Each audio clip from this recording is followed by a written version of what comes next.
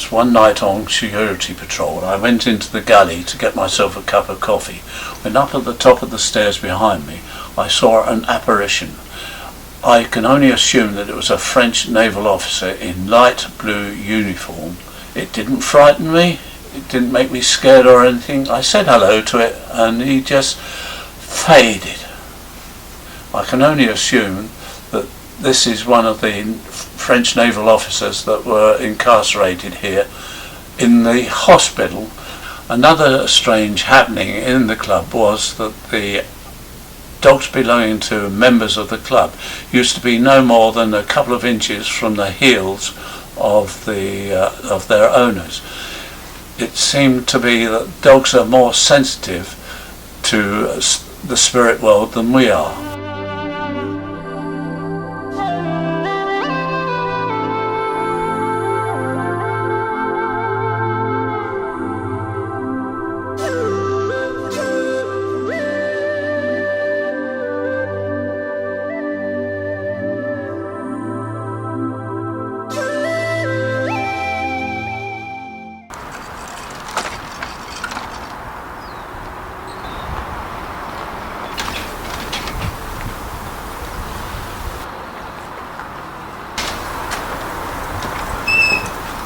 There we were in the Irish Sea on the Monday morning at 9 o'clock. We were off Land's End and the mainsail was just flogging backwards and forwards, not a breath of wind.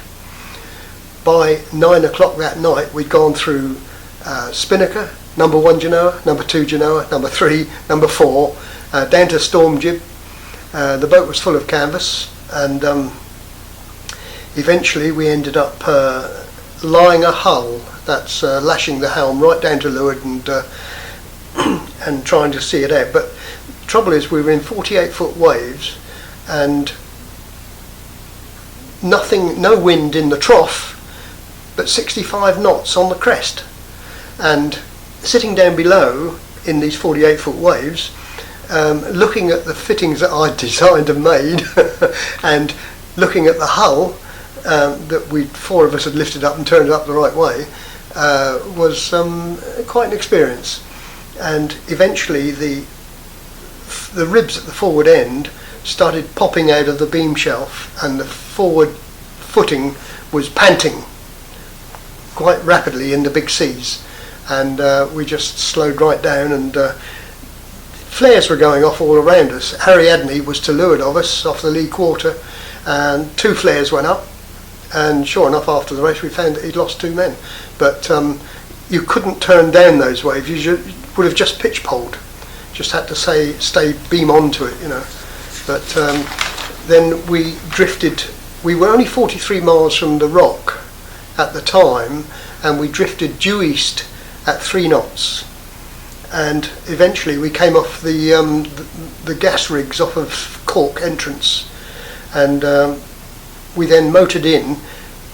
We saw a lifeboat, an Irish lifeboat, come alongside another boat, throw them a rope, and then realised that the rope wasn't attached to the lifeboat, so the lifeboat drove off and there was just the rope hanging in the water. But we ended up in Crosshaven on the Wednesday morning at 4 o'clock in the morning, 20 past 4 in the morning, and we found a pub open at 20 past 4 in the morning, and went in there, and the landlord said, "Get the rest of the crew, get the rest of the crew."